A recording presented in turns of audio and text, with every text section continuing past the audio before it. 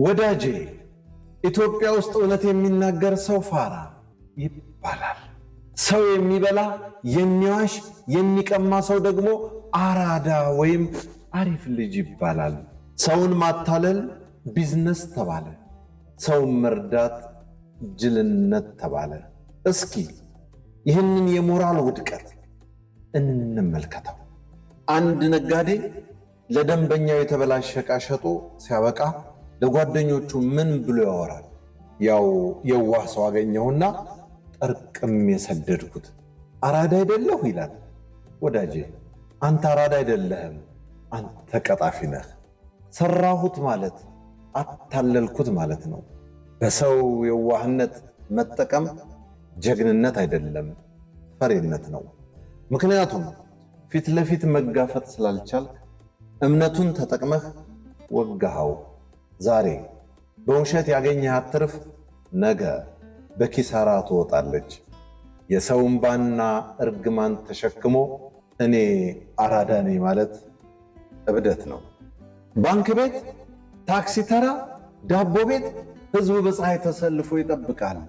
አንተ ግን በጎን መተህ ሰውን ገፍትረህ ወይም ለጥበቃው ጉቦ ሰጥተህ ትገባለህ እና ስትወጣ እነዚህ ፋራዎች ቆመው ቀሩ ብለህ ትስቃለህ። ሕግን መጣስ፣ ስርዓትን ማፍረስ ስልጣኔ ነው አይደል? ሰልፍ የሚጠብቀው ሰው እኮ አቅም አጥቶ አይደለም፣ ለራሱ ክብር ለሌሎቹ ክብር ስላለው እንጂ። አንተ ግን የሌሎችን መብት ረግጠህ ስላለፍክ ራስህን እንደ ንጉሥ ታያለህ። እውነቱ ግን አንተ ከእንስሳት አንሳለህ። እንስሳት እንኳን በወንዝ ዳር ተራ ይጠብቃሉ።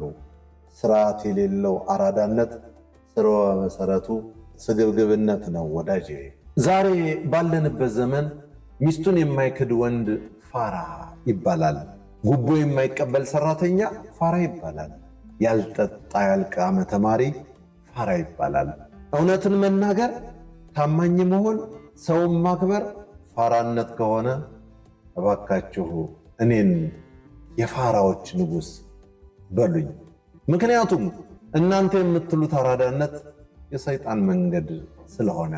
ውሸት ተናግሬ ስማርት ከምባል እውነት ተናግሬ ጅል መባልን እመርጣለሁ። የጊዜ ጉዳይ ነው እንጂ አሸናፊው ያ ፋራ የተባለው ታማኝ ሰው ነው። ወዳጄ መልእክቴ ወጣቱ አራዳ ማለት እኮ አዋቂ፣ አስተዋይ፣ ለሰው ሐሳቢ ማለት ነበር። አሁን ግን ትርጉሙን አበላሹት። አትሸወድ።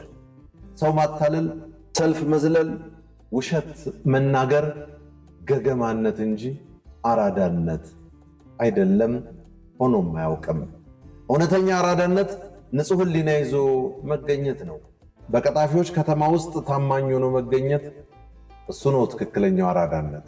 ኦማሪው ፈላስፋ ጭሰኛ እንዳዘጋጀው በለጠ ሸቴ ዘሀገረ ኢትዮጵያ እንዳቀረበው